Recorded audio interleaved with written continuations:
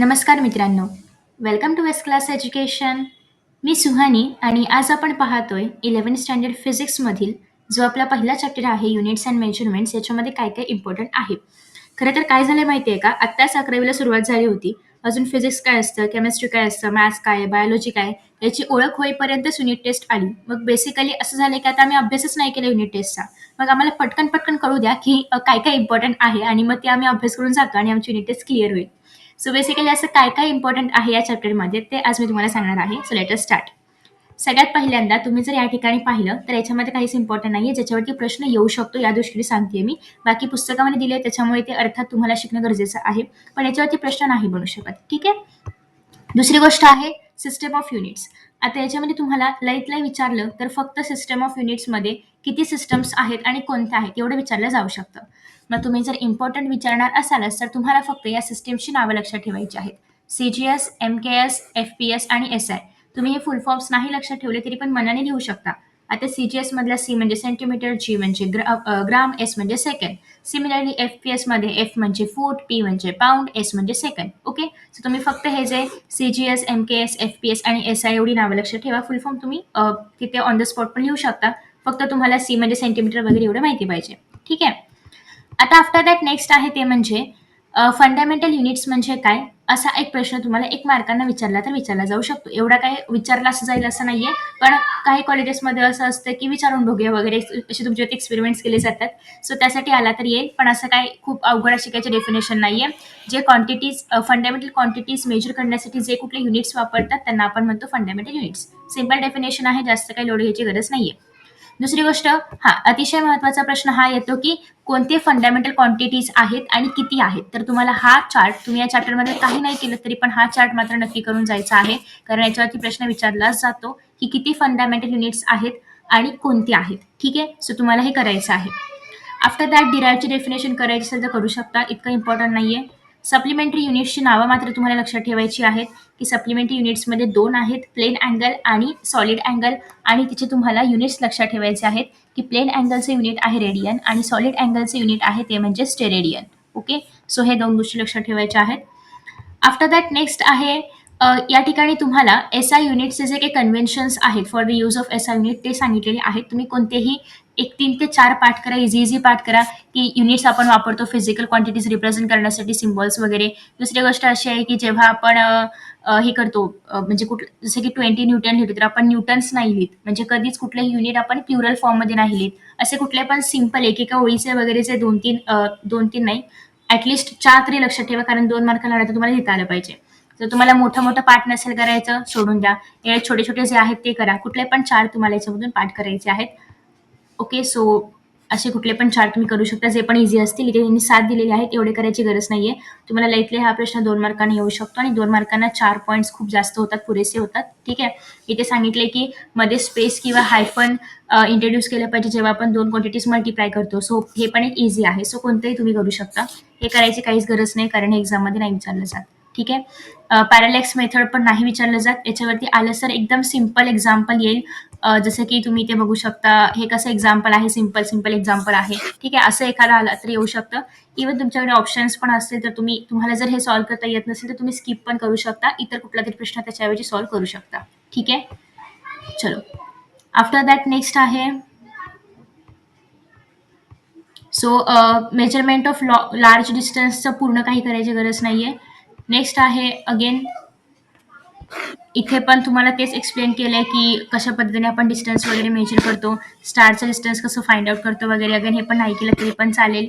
याच्यामधला तुम्ही हा फॉर्म्युला फक्त लक्षात ठेवा. एखाद्या वेळेस जर एक्झाम्पल आलंच आणि काहीच ऑप्शनला नसेल तर तुम्हाला ॲटलिस्ट फॉर्म्युला लिहून आलात तरी पण ऑलमोस्ट अर्धा 1 मार्क मिळतो. सो तुम्ही ती पण एक आयडिया वापरू शकता की तुम्ही जर फॉर्म्युला जरी फक्त लक्षात ठेवले आणि ते पण जरा फक्त लिहून आलात, गिव्हन लिहायचं प्रश्नामधून शोधून फॉर्म्युला लिहायचा, एवढं लिहिलं तरी पण तुम्हाला कधी कधी अर्धा मार्क देतात, कधी कधी 1 मार्क देतात. सो तुमचं लक असेल तर तुम्हाला 1 मार्क मिळेल. ठीक आहे. सो दॅट्स वाय फक्त फॉर्म्युला लक्षात ठेवू शकता. नेक्स्ट आहे की बऱ्याचदा तुम्हाला या ह्याच्यामध्ये कन्फ्यूज केलं जातं की लाईट एअर कशाचं युनिट आहे. तर तुम्हाला हे MCQमध्ये आलं तर येऊ शकतं. तर लाईट इयर हे डिस्टन्सचे युनिट आहे, हे लाईटचं वगैरे युनिट नाहीये. ठीक आहे. सो फक्त एवढं लक्षात ठेवा की लाईट इयर हे डिस्टन्सचं युनिट आहे, लाईटचं वगैरे नाहीये. ठीक आहे. आफ्टर दॅट नेक्स्ट आता पुढे जर आपण पाहायचं म्हटलं नेक्स्ट पेजवरती अगेन तुम्हाला ते एक्झाम्पल दिलेलं आहे. इफ यू वॉन्ट की तुम्हाला तुमचं जर फिजिक्समधला न्यूमेरिकल्सचा पार्ट खूप स्ट्रॉंग असेल तर तुम्ही ते करू शकता.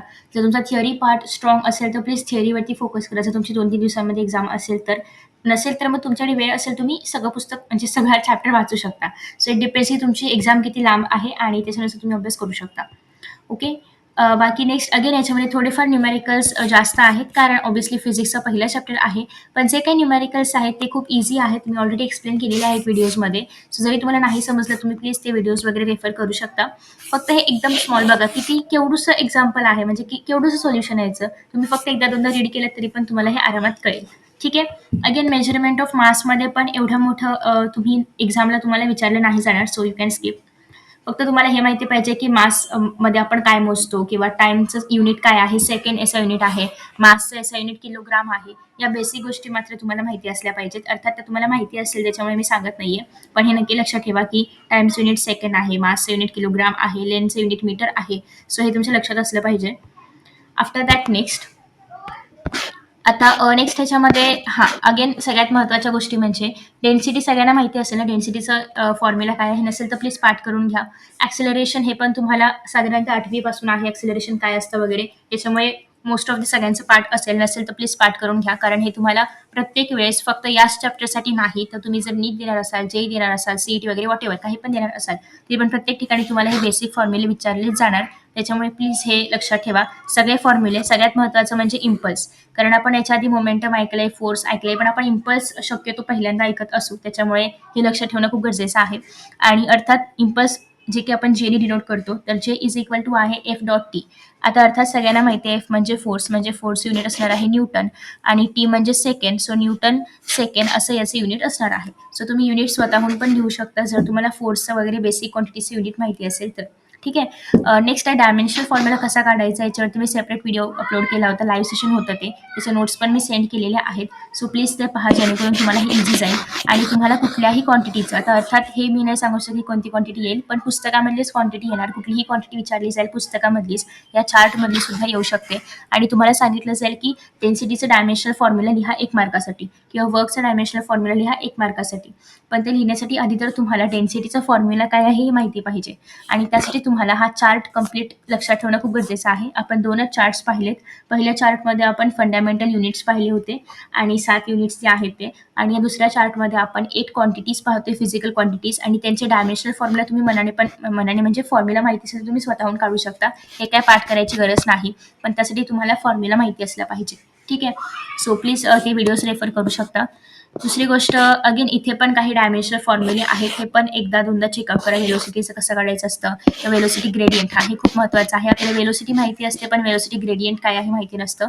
पण तुम्हाला सोपी टिप सांगते की कधी पण ग्रेडियंट हा शब्द आला, वेलोसिटी ग्रेडियंट आहे, अजून डेन्सिटी ग्रेडियंट वॉटेवर कुठला पण ग्रेडियंट असो तर त्यावेळेस ती जी काही क्वांटिटी आहे वेलोसिटी ती वरती लिहायची आणि डिवायडेड बाय डिस्टन्स करायचं. प्रत्येक वेळी ग्रेडियंट आलं तर तुम्हाला डिवायडेड बाय डिस्टन्स करायचं आहे आणि मग तुम्हाला त्याचे जे पण डायमेन्शन अनालिसिस आहे तर ते मिळेल. ठीक आहे. सो हे तुम्ही चार्ट करणार आहात. दुसरी गोष्ट म्हणजे आपण म्हणतो की डायमेन्शन अनालिसिस आहे पण त्याचे युजेस काय आहेत हे तुम्हाला माहिती असलं पाहिजे. तुम्ही फक्त हे जरी लिहिलं जे बोर्डमध्ये आहे ते लिहिलं तरी पण चालेल पण तुम्हाला पूर्ण मार्क्स मिळणार नाहीत. त्याच्यामुळे तुम्हाला हे एक्झाम्पल एक्सप्लेन करणं गरजेचं आहे. आणि पहिली गोष्ट तर हे पहा की ते किती मार्काला तो प्रश्न विचारला गेलाय. जर तो प्रश्न 1 ते 2 मार्कांना विचारला गेला असेल तर तुम्ही फक्त जे बोर्डमध्ये लिहिले तेवढंच लिहिलं तरी पण चालणार आहे. पण जर तो प्रश्न 3 ते 4 मार्कांना विचारला गेला असेल तर मात्र तुम्हाला याचे एक्झाम्पल्स पण एक्सप्लेन करणं गरजेचं आहे. हा प्रश्न शक्यतो 3 ते 4 मार्कांनाच शेवटचे जे मोठे प्रश्न असतात त्याच्यामध्ये विचारला जातो. त्याच्यामुळे तुम्हाला जर आउट ऑफ मार्क्स वगैरे मिळवायचे असतील तर मात्र तुम्हाला हा क्वेश्चन जो आहे तो करावा लागेल युजेस ऑफ डायमेन्शन अनालिसिस. आता हे तर झालं युजेस. पण त्यासोबतच युजेस सोबतच लिमिटेशन्स पण आहे डायमेन्शन अनालिसिसचे. तर युजेस आणि लिमिटेशन्स या दोनपैकी कुठलाही एक प्रश्न तुम्हाला तुमच्या युनिट टेस्टमध्ये विचारला जाऊ शकतो. आणि युनिटमध्ये नाही आला तर सेमेस्टरमध्ये पक्का विचारला जाणार. त्याच्यामुळे प्लीज या दोघांपैकी कोणताही एक प्रश्न तुम्हाला करून ठेवायचा आहे. आय थिंक की दोन्ही पण करून ठेवा कारण कुठला येईल हे आपण प्रेडिक्ट नाही करू शकत कारण दोन्ही पण तितकेच महत्त्वाचे आहेत. ठीक आहे. आफ्टर दॅट नेक्स्ट आहे ॲक्युरेसी, प्रिसिजन आणि अनसर्टॅनिटी. हे तुम्हाला डेफिनेशनसाठी वगैरे मोस्टली नाही विचारलं जात. नाही केलं तरी पण चालू शकतं पण तुम्हाला एक बेसिक आयडिया असावी की ॲक्युरेसी काय असतं वगैरे. बाकी तुम्ही ॲज सच डेफिनेशन रट्टा वगैरे नाही मारला तरी पण चालू शकतं पण एक आयडिया नक्की घ्या. आफ्टर दॅट नेक्स्ट आहे एरर्स इन मेजरमेंट. तर तुम्हाला एरर्सवरती डिफाईन करा किंवा शॉर्ट नोट लिहा असं येऊ शकतं सेमिस्टरमध्ये. सो असं येईल की एररमध्ये तुम्हाला दिलं जाईल errors in measurement short note लिहा. मग त्याच्यामध्ये तुम्हाला सिस्टमॅटिक एरर, रँडम एरर दोन्ही पण एक्सप्लेन करण्यासाठी येऊ शकतं. किंवा तुम्हाला असं दिलं जाईल, एखादा सिनॅरिओ दिला जाईल. सपोज की तुम्हाला सांगितलं जाईल की कुठला पण एखादा सिनॅरिओ दिला जाईल आणि सांगितलं जाईल की ओळखा ह्याच्यामध्ये कोणती एरर आहे, सिस्टमॅटिक आहे, रँडम आहे किंवा सिस्टमॅटिकमधला पण कुठला प्रकार आहे, जसं की इन्स्ट्रुमेंटल आहे, पर्सनल आहे, कुठली एरर आहे, हे तुम्हाला ओळखण्यासाठी येऊ शकतं. त्याच्यामुळे एरर्सचा पार्ट करायचा आहे पूर्ण, डायमेन्शन अनालिसिसचा पार्ट पूर्ण करायचा आहे, त्याचे युजेस काय आहेत, लिमिटेशन्स काय आहेत आणि ते फॉर्म्युला जे मी सांगितले ते करायचं आहे. नेक्स्ट आहे एस्टिमेशन ऑफ एरर. याच्यामध्ये तुम्हाला असं लिहिण्यासाठी काही नाही विचारलं जाणार, डिरेक्टली असं न्यूमॅरिकल विचारलं जातं. जसं की तुम्हाला विचारलं जाईल की इथे जे पण गोष्टी दिलेल्या आहेत त्या सगळ्या दिल्या जातील गिवनमध्ये आणि मग सांगितलं जाईल की most probable value find out करा, मीन ॲब्सोल्यूट व्हॅल्यू फाइंड आउट करा, रिलेटिव्ह व्हॅल्यू फाइंड आउट करा, पर्सेंटेज एरर फाइंड आउट करा आणि मग हे तुम्हाला 4 मार्कांसाठी येऊ शकतं.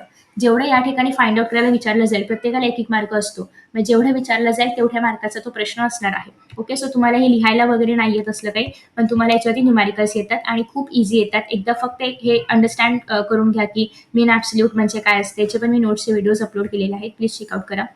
आफ्टर दॅट नेक्स्ट एक कॉम्बिनेशन ऑफ एरर. हे पण तुम्हाला ॲज सच लिहायला वगैरे काही येत नाही, पण तुम्हाला फक्त हे माहिती पाहिजे की आपण डिवाइड कसं करतो, ॲड कसं करतो, प्रोडक्ट कसं काढतो, सबट्रॅक्शन कसं करतो, हे तुम्हाला माहिती असलं पाहिजे. आता सपोज की Z is equal to A plus B आहे, त्यासोबतच झेड सोबत जर त्याची एरर पण दिली असेल, ए सोबत पण एरर दिली, बी सोबत पण एरर दिली, तर आपण जे ॲक्च्युअल क्वांटिटीज आहेत त्यांचं आधी ॲडिशन करतो आणि ॲडिशन किंवा सबट्रॅक्शन जे काय असेल ते करतो. आता इथे ॲडिशन दिले म्हणून ॲडिशन, आणि जे एरर्स आहेत सगळे त्यांची नेहमी आपण ॲडिशन करतो. ठीक आहे.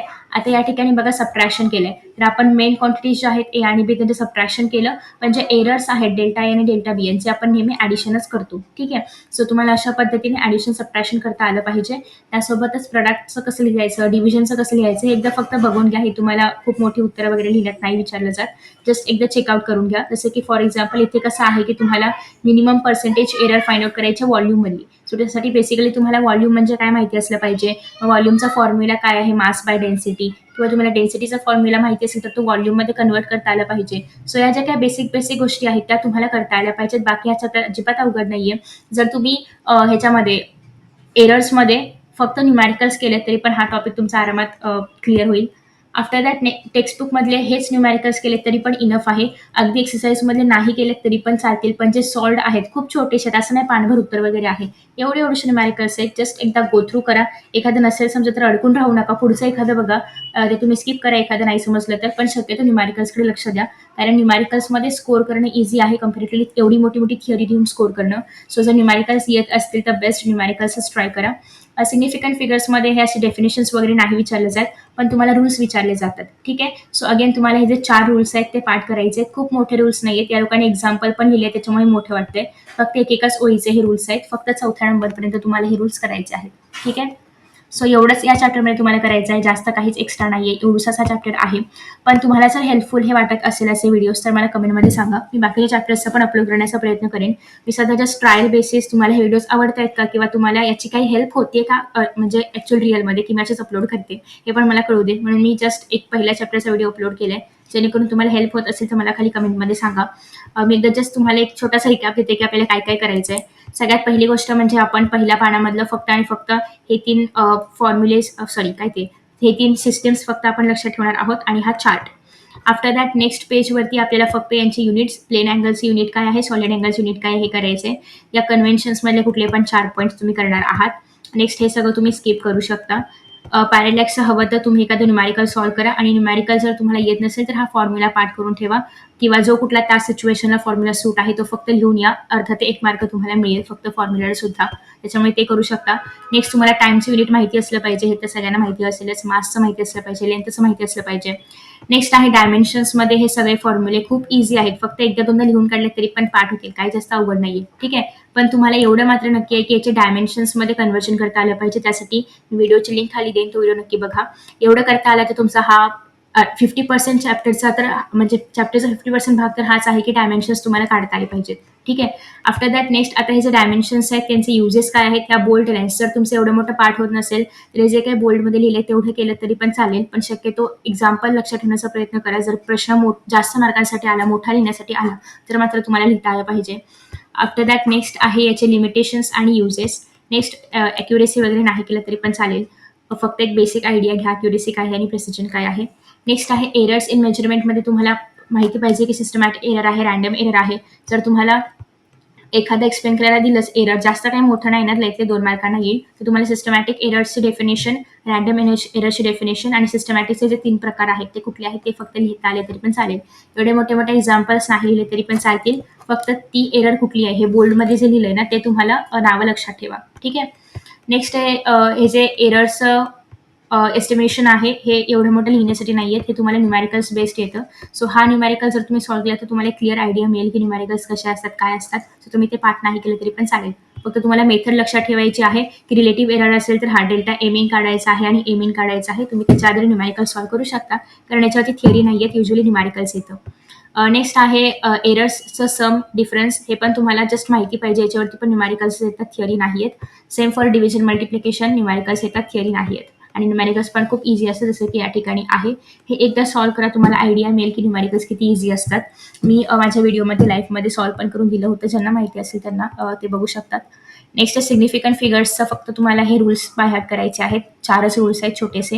हे केलं की तुमचा हा चॅप्टर एकदम कंप्लीट झाला. हे तुम्ही युनिटला पण फॉलो करू शकता, सेमिस्टरला पण, अगेन तुमच्या फायनल एक्झामला पण पूर्ण सिलेबस येत असेल तर फायनलला पण. याच्या व्यतिरिक्त जास्त काहीच नाही विचारलं जात. एक्सरसाइजचं म्हणाल तर तुम्ही आत्ता जे बाय हार्ट केलं हेच ऑलमोस्ट सगळं एक्सरसाइजमध्ये आहे. नवीन असं काहीच नाहीये. फक्त हवं तर तुम्हाला जर असं वाटत असेल की MCQजमध्ये थोडंफार आपलं चुकतं तर हे जे काही MCQज आहेत ते सेमिस्टरसाठी वगैरे करू शकता.